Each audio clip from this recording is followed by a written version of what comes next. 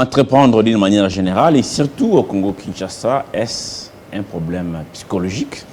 Faut-il un coup de pouce particulier pour entreprendre alors que le pays ressemble à un vaste chantier où parfois des aventuriers de tous bords viennent main vide mais rentrent multimillionnaires?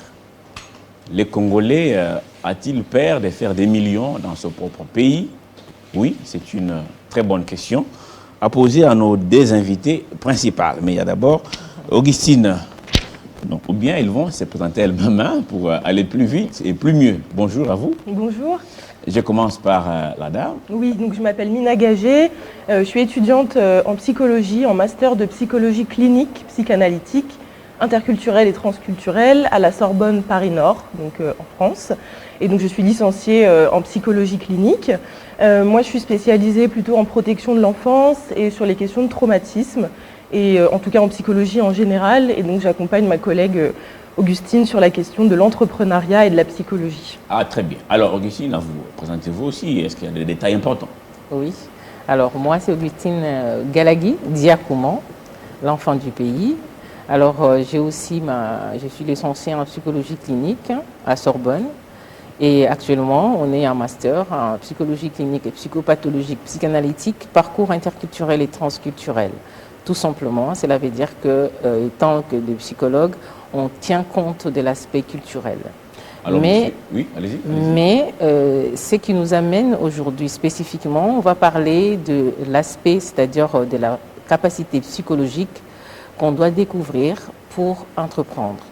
Au fait, pour moi, j'ai estimé que on n'arrive pas à saisir qu'est-ce que c'est la psychologie et son importance. On va revenir à vous. Le Justement. temps pour le monsieur de se présenter, parce que vous êtes trois, vous n'êtes pas que deux. Oui, est-ce qu'on peut vous connaître aussi? Oui, moi c'est M. Yves Congolo. Je suis le président de l'agence de communication événementielle appelée Y Production, qui s'occupe de l'encadrement et la mobilisation des jeunes entrepreneurs dans les universités. Ah, d'accord, très bien. Alors, première question, savoir ce qu'il va répondre.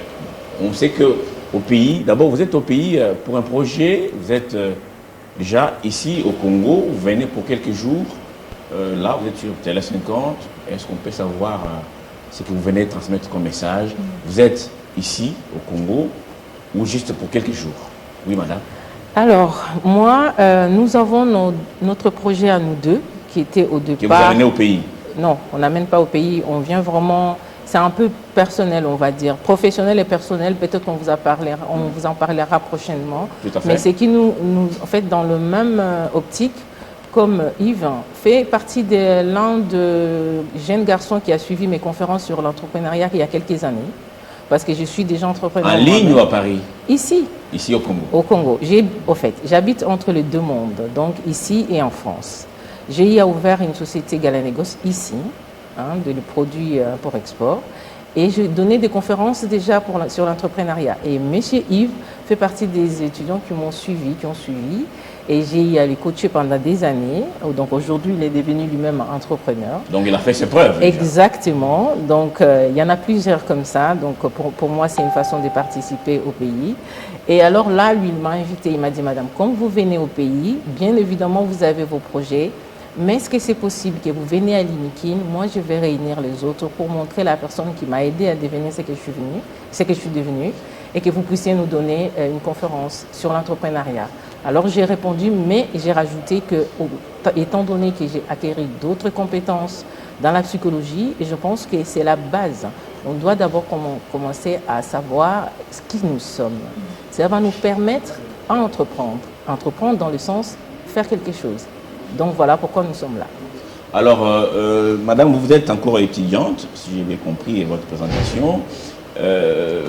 Vous avez visité les pays plusieurs fois? Alors, pas encore, c'est ma première fois. La première fois. Moi, j'habite à Paris et justement, je suis collègue avec Augustine et ça me tenait énormément à cœur, étant étudiante en psychologie interculturelle et transculturelle, justement de découvrir son pays, sa culture et surtout de pouvoir participer à cette formation qu'elle donne qui m'intéresse énormément, puisque moi, la psychologie, c'est mon domaine, l'entrepreneuriat un peu moins. Mais en tout cas, les deux peuvent très bien se concilier et c'est ce qu'elle va nous expliquer très prochainement. Alors, est-ce que la première impression en arrivant, vous pensez que c'est facile d'entreprendre ici? Honnêtement, je ne sais pas du tout. Je pense que pour entreprendre, il faut des idées, il faut être dynamique, il ne faut pas se laisser abattre et on peut entreprendre avec zéro. C'est pas parce qu'on a de l'argent qu'on réussit à entreprendre, à mon avis. Au contraire, il faut être fin, il faut être innovateur et trouver ce qui plaît dans le pays où on est. Comme par exemple importer justement un produit qui vient d'ailleurs, ça c'est une très bonne idée.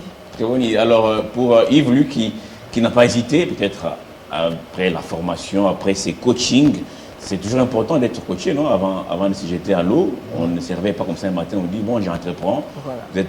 Vous avez joué ce rôle de coach. Et Yves, qu'est-ce qui vous a poussé à dire maintenant je suis prêt, je peux commencer? Et c'est dans quel domaine déjà que vous êtes entrepreneur? Alors, nous sommes dans l'imprimerie, la photographie et les spots publicitaires. Alors, après des années, après les échecs et ce qu'on avons réussi, on a commencé, nous avons échoué.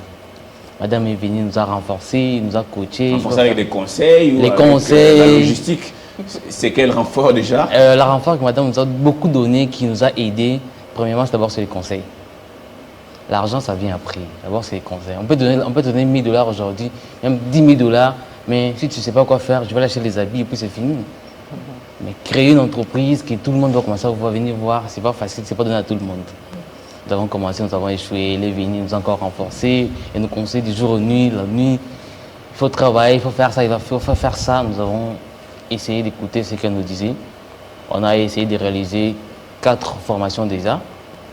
Et on a remis de brevets à ces personnes qui font des formations chez nous et des personnes qui sont encore encadrées par moi-même. Je me suis dit, alors quand madame vient encore au mois d'août à Kinshasa, mieux vaut que madame, les gens qui, moi j'encadre et les gens qui aiment ce que je fais, puissent aussi profiter là où moi j'ai puisé ma force. Donc c'est la source même qui est en face de nous. Voilà. J'espère qu'elle va impacter du beau monde parce que à Kinshasa, on s'est dit, bon, pas nous, c'est-à-dire les gens se disent parfois que c'est vrai que c'est pas facile. Est-ce que c'est possible de réussir lorsqu'on part des zéros? Elle a bien dit que c'est pas d'abord l'argent, mais il y a une force intérieure. Oui, je pense vraiment qu'il faut croire en soi et surtout croire en ses rêves parce que c'est pas parce qu'on a zéro qu'on peut pas y arriver. Et comme disait mon collègue, en effet, on peut avoir 10 000 $ si on ne sait pas quoi en faire. Le lendemain, il n'y a plus rien parce qu'on s'est fait plaisir, on a acheté des vêtements. Donc vraiment, il faut croire en soi et avoir vraiment une force de conviction pour entreprendre. Mais alors, par où il faut commencer alors? Il faut commencer par où? Alors, pour commencer, d'où j'insiste, je vais commencer par que les personnes puissent prendre conscience de la force psychologique.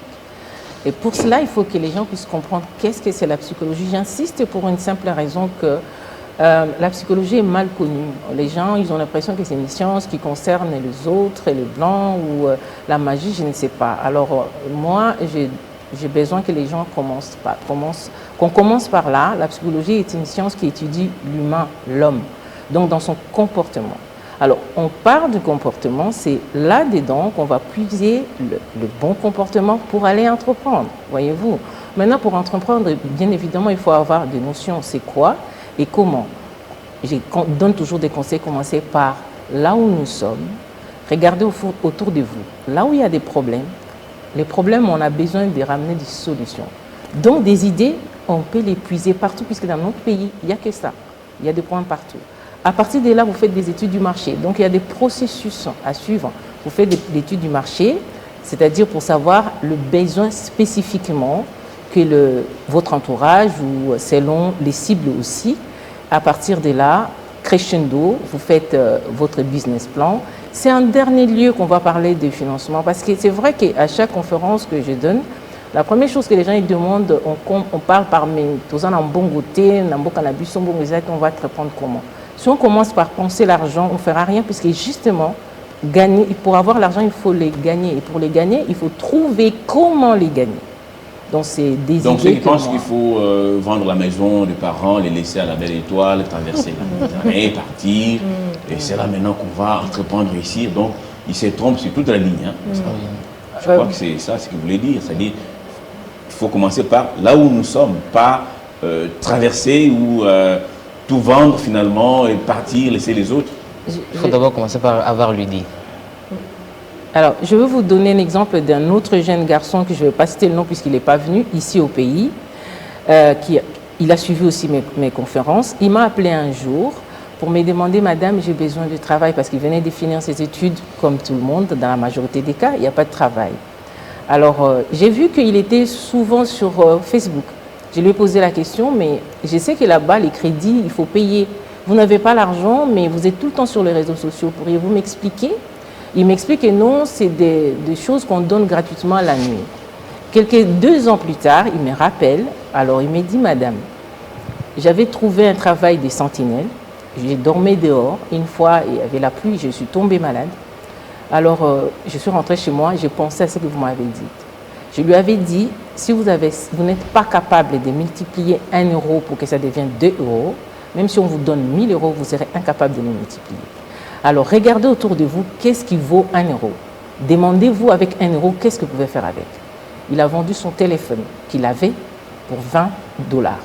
Il a acheté des petites cartes, je pense, de crédit. Il a commencé crescendo au bout de 2 ans.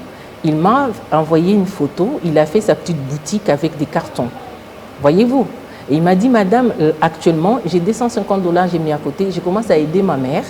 Là, on commence à travailler avec ma mère. Et madame, je vous promets, dans 5 ans, quand vous allez venir au pays, c'est moi qui va vous recevoir. Est-ce qu'on peut qualifier de la folie pour une jeune dame, un jeune garçon qui a, par exemple, un iPhone 13 Pro Max, mais qui s'est plaint qu'il a faim, par exemple? Est-ce qu'on peut qualifier de la folie un tel concept où vous avez un iPhone 13 Pro Max, mais vous vous plaignez de la faim? Alors, je ne dirais pas de la folie dans le sens où folie, malade mentaux, des choses, maladies mentales, non. Plutôt des normes de société. Voyez-vous, j'insiste sur la psychologie puisque quand nous sommes enfants, bébés, notre cerveau, il n'y a rien dedans. C'est constitué des éléments de notre environnement, de notre éducation. C'est ça qui fait la différence entre l'homme et l'animal parce que l'homme a des normes. Maintenant, posez-vous la question, quelles sont les normes qui constituent le psyché de nos gènes, de la société? Ces normes-là où on estime que pour être valorisé, il faut avoir un iPhone, mais en attendant, on dort, on a faim. Mais il faut apprendre aux gens. Les condamner ou les clouer et les considérer comme des maladies mentales, et pourtant on ne fait rien pour comprendre déjà le processus qui fait que les gens commencent à penser ou à réagir de la sorte. Déjà, ça pose un problème de responsabilité. Donc, pour moi, ce n'est pas des maladies mentales, c'est juste question de normes de notre société qui tournent, on va dire, du côté négatif. Avant de développer normes, surtout, et peut-être aussi chuter avec vous, je prends Nathalie Yoko, ici à Télé 50, 10h c'est l'heure, et chaque heure, c'est information. Nathalie, à vous pour la dernière livraison. Merci beaucoup, Christophe. Merci également à vous d'être resté avec nous. La Minute Info, c'est tout de suite.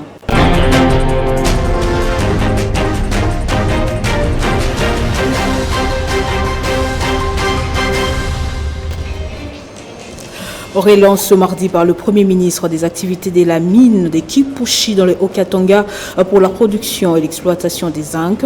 Selon Samalou Konde, cette relance vise essentiellement à créer les emplois pour les jeunes majoritaires dans cette cité.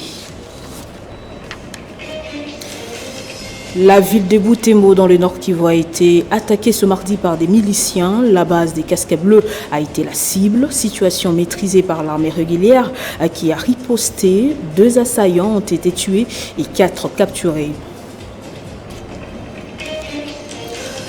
Plus de 200 militaires kenyans sont déployés en RDC. Ils vont constituer la force des réactions rapides. Ceci dans les cadres de la mission de stabilisation de l'ONU, annonce du vice-chef des forces de défense kenyanes. Le procès Jean-Marc Kabound va démarrer le 5 septembre prochain devant la Cour de cassation. C'est ce que renseigne une citation prévenue et mise ce mardi par cette juridiction. Elle renseigne aussi que l'ancien premier vice-président de l'Assemblée nationale est en détention préventive avec assignation à résidence surveillée à la prison centrale de Makala. Pendant ce temps, à Kikui, dans le Bandundu, les membres du Conseil provincial de l'Ordre des médecins étaient dans la rue ce mardi pour dénoncer l'insécurité et un ras-le-bol après l'attaque il y a quelques jours du président provincial de cette corporation par des hommes armés non autrement identifiés. Et sur le continent, élection générale en Angola, 14 millions d'électeurs choisiront ce mercredi leur député et leur président de la République. La bataille pour le pouvoir s'annonce rude. Une fois de plus entre les partis politiques MPLA et UNITA qui se sont battus pendant plus de 25 ans de guerre civile. L'Ukraine fête ce mercredi ses 31 ans d'indépendance de l'Union soviétique, une date symbolique qui fait craindre à de nombreux habitants des bombardements russes, notamment à Kiev, la capitale. Et puis en sport football, le sélectionneur français Sébastien Desabre a signé officiellement un contrat de 3 ans avec le gouvernement congolais. La cérémonie a eu lieu ce mardi au ministère des Sports et Loisirs. Sébastien Desabre va diriger l'équipe nationale de la RDC. Et toujours en sport, démarrage ce mercredi de la Coupe du Congo des volleyball à Kolwezi dans le Lualaba avec plusieurs équipes venues des différentes provinces. Après le tirage au sort pour la constitution des groupes, le match d'ouverture va opposer tout à l'heure à 11h30 l'AMAC à la Gracia. Merci de nous avoir suivis de partout. L'information reste en continu à temps réel sur votre télévision.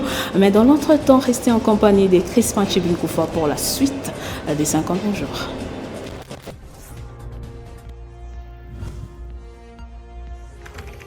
L'actualité reste en continu.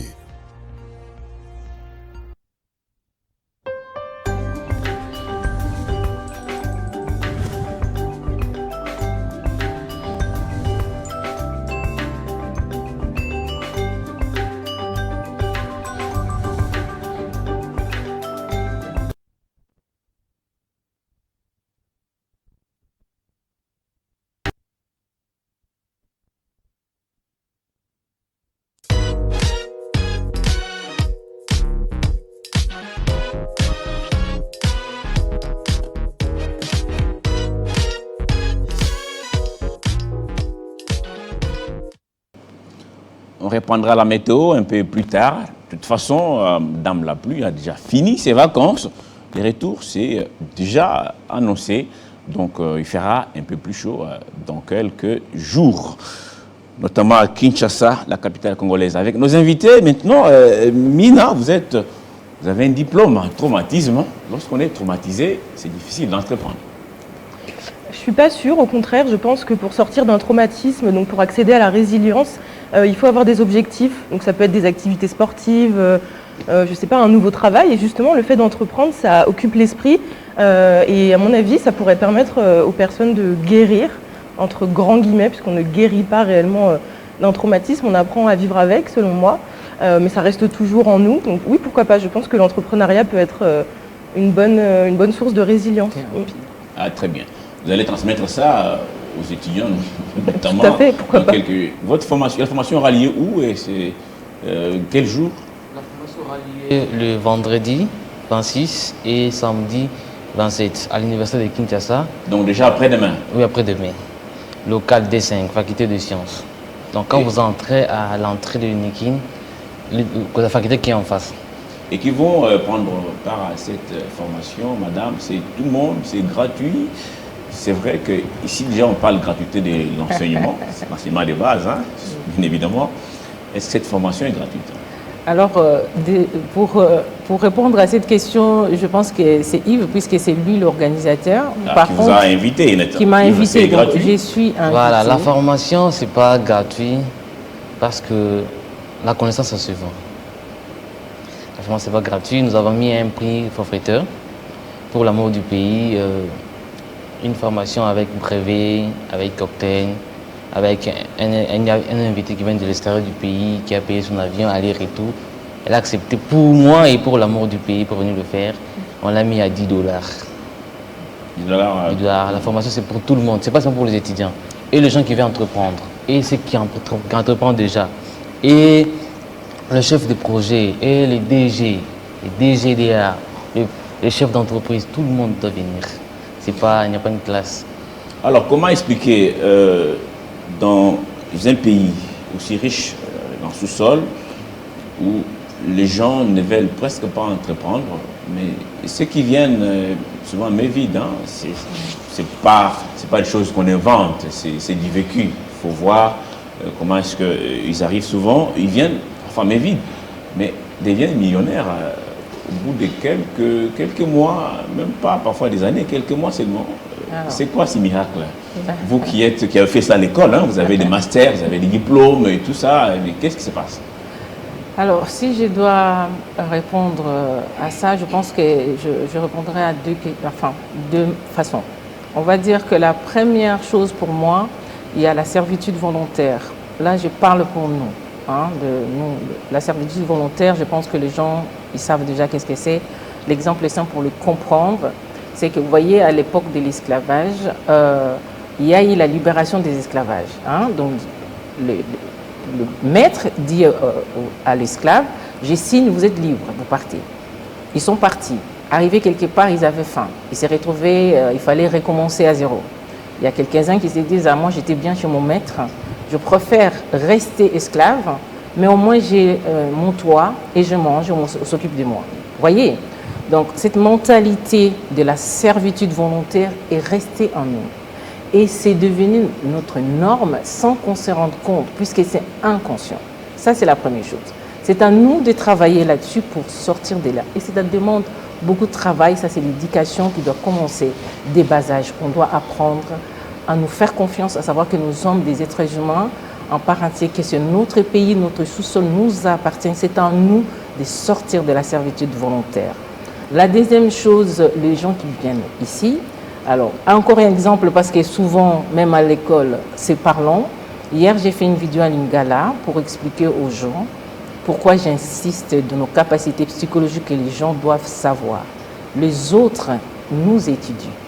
Ils savent comment les Congolais réfléchissent. Ils ont étudié notre façon d'être. Donc avant de venir au pays, ils ont pris tout le temps d'étudier les Congos, les Congolais, comment ils réfléchissent, leurs normes, leurs habitudes, leurs comportements. La psychologie étudie les comportements humains. Ils savent comment réfléchit le Congolais. Comment je dois faire pour arriver là-bas, gagner l'argent. C'est-à-dire, arriver ici, tout est déjà planifié. Ils le savent. Ils ne viennent pas ici pour notre beau visage, rester là pour je ne sais pas, ils viennent pour prendre, vous l'avez dit. Donc ces gens-là, ils savent comment on réfléchit, comment on réagit. On préfère privilégier, voire même ces gens-là, que le propre gens du pays. Mais il y a toujours cette, comment je peux dire, problématique de la servitude volontaire que j'ai expliquée et la force de l'autre qui nous a bien ciblé, bien capté, et il sait exactement où toucher pour gagner. C'est ça qui étonne les gens. Est-ce qu'au travers de vous, on peut finalement inverser cette tendance, c'est-à-dire aujourd'hui avoir des millionnaires congolais et des millions produits au Congo, et c'est possible? C'est possible, bien sûr. N'est-ce pas, Mine? Oui, c'est ce qu'on disait, il faut vraiment croire en soi, croire en ses projets, et encore une fois, avec zéro, on peut démarrer un business, on peut démarrer un commerce, peu importe ce qu'on aime, avec des amis ou tout seul, avec des gens de confiance. Parce qu'on en parlera, mais en effet, l'entrepreneuriat, il y a aussi des risques. Et la psychologie, elle est en cause là-dedans, à savoir à qui est-ce que je fais confiance, à qui est-ce que je confie mon affaire ou non. Donc oui. Mais là, vous n'avez que 2 jours. Est-ce que c'est suffisant pour parler et convaincre? C'est un premier pas. Je pense que le but, c'est pas de convaincre, c'est vraiment de faire comprendre aux gens qu'ils peuvent y arriver. Comme Augustine, ça a été le cas, et puis surtout qu'elle puisse parler de son expérience aussi. Une expérience, c'est pas que positif, il y a aussi des fois du négatif, et c'est important d'en parler. Alors, je veux passer donc la parole à chacun, c'est votre dernier mot. Qu'est-ce que vous pouvez dire aux Congolais, surtout aux jeunes, qui passent des journées entières à parler à mal de leur pays, mal de leur pays, à maudire, ce pays est maudit, ça ne va pas, le Congo est foutu, nous sommes mal barrés, il y a beaucoup d'expressions comme ça qui décourage. Qu'est-ce que vous voulez dire à ces jeunes, à ces hommes, à ces femmes, à ces Congolais qui ne rêvent que l'extérieur, qui ne pensent pas que le Congo peut un jour, grâce au travail, se transformer et devenir, en tout cas, ces paradis terrestres? Je commence par vous, et puis on ira au monsieur, et puis à la dame. Voilà.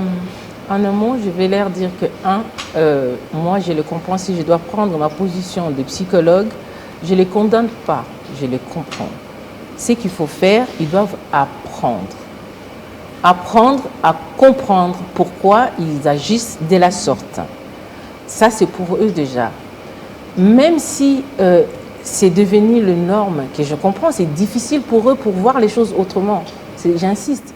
Mais pour ceux qui ont des capacités, qui gouvernent, qui gèrent, qui comprend qu'il faut commencer par aider ce jeune à sortir de ses comportements et également de cette idée que rien ne va ici chez nous, il faut aller ailleurs. Le 2, la population plus ceux qui comprennent et qui peuvent aider ensemble, on peut réussir à sortir de là. Mais j'ai dit aux jeunes, ils sont l'avenir du pays. Ils ont la capacité de couper le fil, la corde qui est sur leur cou, qui les amène juste à 1 mètre de raisonnement, pensant que le bonheur c'est qu'ailleurs et non chez soi. C'est difficile, je le sais, mais ils ont la capacité d'y arriver. Si lui, il a réussi à arriver déjà à entreprendre pour soi, hein, j'insiste, entreprendre pas dans le sens de créer une entreprise, parce que là, il faut avoir les compétences, les connaissances et les moyens, mais entreprendre dans le sens de faire quelque chose, d'abord pour soi, de l'auto-entrepreneur, se prendre en charge. Voyez, parce que même dans des pays développés, ce n'est pas l'État qui crée le travail. Alors là où il n'y a pas de travail, on n'a pas créé pour vous, créez-le pour vous-même. Même Dieu l'a dit dans Motokino Okolia. Il faut continuer à espérer et le bonheur est ici. Ça prouve ce que vous venez de dire, les autres viennent d'ailleurs. Ils viennent s'enrichir chez nous. Alors s'il vous plaît, comment vous pouvez imaginer que nous-mêmes, nous ne pouvons pas nous enrichir? C'est question de volonté. Alors Yves, vous, déjà, vous avez fait vos preuves. Qu'est-ce que vous pouvez dire aux autres jeunes comme vous qui continuent un peu à, l'expression est là, mais à rêver debout, comme on dit? Voilà. Ce que je dois dire à mes amis congolais, premièrement, il y a un adage que nous disons chez Iprod, c'est aujourd'hui ton demain. Pourquoi nous disons c'est aujourd'hui ton demain? Donc, je ne peux pas dire que demain, ça sera mieux plus qu'aujourd'hui. Donc, si je dois parler de demain, je dois parler d'aujourd'hui. Alors, j'invite à tout le monde qui veut entreprendre, et qui veut commencer quelque chose. Et mes amis qui sont encore à la maison, qui disent on attend que le temps puisse créer du travail. Madame Augustine m'a toujours dit, quand le temps n'arrive pas à créer le travail, c'est les entrepreneurs qui font le développement de notre pays. Alors, la chance est là, le potentiel est là. Donc, retrouvez-nous le vendredi et samedi à l'université de Kinshasa avec Madame Augustine pour avoir des connaissances, comment commencer à faire quelque chose ou comment entreprendre dans la vie. C'est un rendez-vous pris. Alors, je termine avec vous, Nina. Oui. Vous allez parler à ces jeunes Oui. vendredi et samedi. Déjà, un avant-goût, quel message passer à tous ces jeunes qui, pour la plupart, désespèrent pour rien? Oui, je rejoins mes collègues justement. Yves est un exemple. Je pense qu'il ne faut pas baisser les bras, que la jeunesse, c'est vraiment la relève du pays et que quand on veut faire bouger les choses, il faut aussi s'impliquer. Ça ne va pas tomber du ciel. Donc en effet, entreprendre, ça en fait partie. Et pourquoi pas, entre eux, justement, se mobiliser et créer de l'emploi entre eux, pour eux. En tout cas, l'affiche est là. Si on peut vraiment voir ça en grand, comme ça, les rendez-vous est pris. Très bien. Donc, ce 26, 27 août 2022, 16h, donc 14h à 16h, les rendez-vous est pris. Allez, ne passez pas seulement du temps à critiquer, à désespérer, à vous lamenter. Non, sortez les chevaux, allez apprendre. C'est très important. Mesdames, messieurs, en tout cas, merci. C'est un plaisir pour moi de vous découvrir sur ce plateau. Bel échange pour nous autres aussi, et pour les générations surtout, qui peuvent changer la donne. Merci. Merci beaucoup. Merci à vous d'avoir suivi ces 50 bonjours, 3 heures de direct. Moi, en tout cas, je vous retrouve la semaine prochaine, même heure, même plateau, même plaisir. À très bientôt. Au revoir.